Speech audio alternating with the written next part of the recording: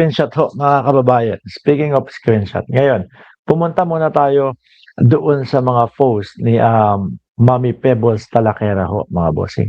Dito madaming screenshot, mga kababayan. No? Alisin muna natin si Koy.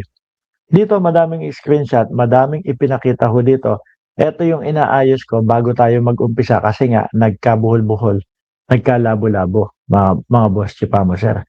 Dito po, sa post ni Mami Pebs, malamang yung iba sa inyo nakita at na ano na 'to, na nakita at nabasa na ito. Sandali, kailangan ko yung mismong ano, yung mismong post ni Mami Pebbles dito kasi mahaba ho, mga kababayan, 'no?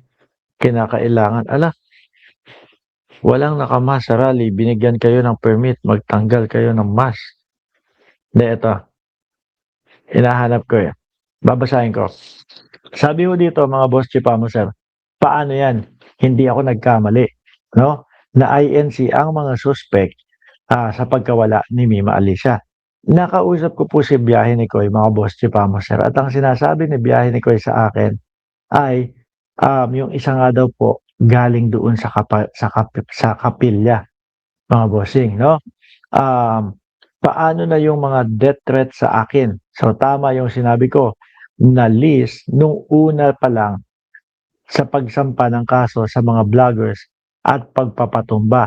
At saka nakakahiya, biro mo, kung magmalinis kayo, saka babuyin si Alicia, wagas. Tapos mga kapatid ninyo pala ang nagpatumba sa isang babae lang na. Kailangan ko makita yung kabuuan nito para hindi ako putol-putol. Para tuloy-tuloy ho, mga kababayan. Saan ba yun? Sandali lang, ha? Para tuloy-tuloy yung basa ko.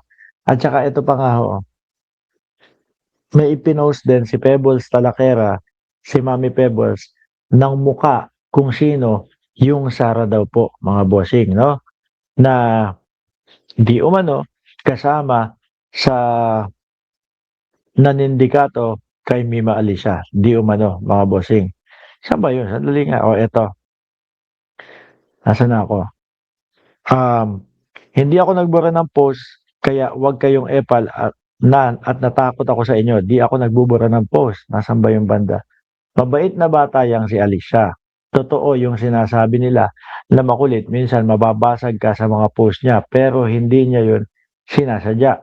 Papaliwanag mo lang sa kanya, nang maayos, nang hindi ko siya tinatawag Mima. Pero ang pinost bandang dulo po, mga bossing Chief Amo, sir, dito ni Mami Pebbles, mga kababayan, ay yung mismong ito, yung pag-uusap nila ni Mima Alicia na nandito yung explanation yan, mahaba kasi. Sabi ko sa inyo, hindi ako takot sa inyo. Hindi ako takot sa mga sasampahan nyo ako ng kaso. No, Montulpo style. Asa na yan? Bandang taas yan, Gusto ko kasi maibigay sa inyo ng rektahan, no, mga kababayan, Eto na. Sweet girl kapag ka napagsasabihan ko, lalo na sa posting pinadidelete ko sa kanya, no? Tapos tatawag yan. Siguro eto yung ikinukwento dito ni Mami Pebbles sa Lakera. Alam ko yung ginagawa sa kanya ng ex niya na may saltek. Ang pagkakaintindi ko, ito yung Kyle na idinemanda ni Mima Alicia na ang sinasabi ni Koy ay plano o baka umattend sa libing ni Mima Alicia. Pinagsabihan, ay putik na yan. Biglang nakita. Andali, ito. Ex niya, pinagsabihan ko siya, diyan nag-usap kami. Dahil isang beses napansin ko na ilang araw wala akong nababasa sa post niya, tinawagan ko siya, umuwi siya sa probinsya nila na galing daw siya sa psycho doctor kasi na-anxiety. Alam niyo ho, nalulungkot talaga ako sa sinapit ni Mima Alicia. Tapos ito, maririnig pa ho natin, mga kababayan, mga boss chipamo, sir, na yung boyfriend naman ngayon, kinakandado naman siya. Ngayon, mga kababayan, ang tanong doon, ano ang dahilan ng pagkakandado sa kanya? Di ba? Bakit siya ikinakandado nung boyfriend po na sabi ni Koy ayaw makipagtulungan, no, sa mga kapulisan.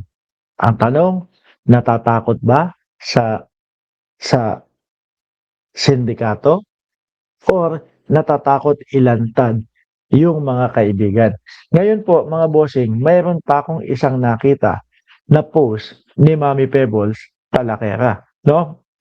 Ito po yung mismong litrato daw ho, mga kababayan, di umano, nung Sara na kasama daw di umano, ano po, doon sa pag-aano, sa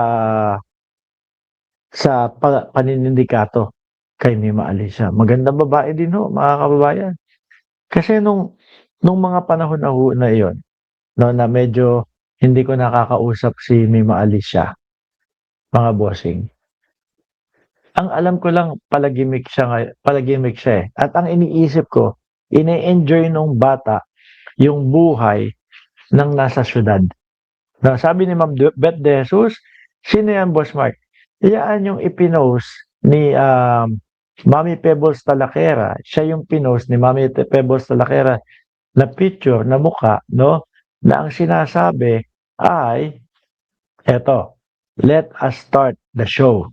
Siya po yung babaeng laging kasama ni Mima Alicia. Hindi na yata nagpakita. Baka alam nyo kung nasaan. She is from Florida Blanca, Pampanga. Siya yung sinasabing Sara. I think lahat ng suspect iniba yung pangalan. So eto daw po yung sinasabi. Kasi yung Sara, kung maririnig natin doon sa ibang mga kaibigan natin, mga vlogger, is isa sa suspect eh. No?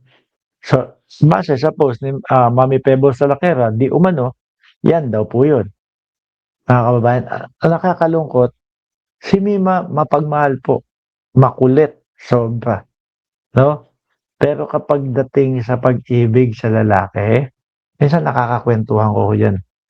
No, yung unang-unang ano namin, unang-unang mga panahon na kami ay nagkakakwentuhan. Yun, alam mo yung parang ano, parang nangungulila, tsaka sabik na magka-boyfriend. Alam niyo po yan. Kasi, syempre po, probinsya po, no? Tapos, nung lumapag sa Maynila, lumapag sa syudad, talagang parang na ano na siya, na-overwhelm na siya. Kaya sabi ko, ini-enjoy nito. Kung ano yung mga hindi niya nararanasan, tapos ngayon niya dinadanas. Hindi naman po natin expect na abot sa punto na buhay ang kapalit ho, mga kababayan. Tsaka yung pagkakandado po, mga bossing, kay Mima Alicia. Hindi ko maintindihan talaga yun. No? Ang naiisip ko doon, alam niyo ho, mga kababayan, kumain ng lunch kasama si Commander Churba. Ay, hindi pa pala ako tapos mag-live. Ang naiisip ko ho doon, mga boss chief amo, sir, alam na pumapalag na si Mima Alicia. Yun yung naiisip ko, pumapalag na si Mima Alicia, kaya kinakandado na siya kapag aalis yung boyfriend. Ano? Kasi kung wala lang, okay lang, wala silang nakikitang kahit anong pagkilos o lumalaban si Alicia, ay wala lang, okay lang, sige lang.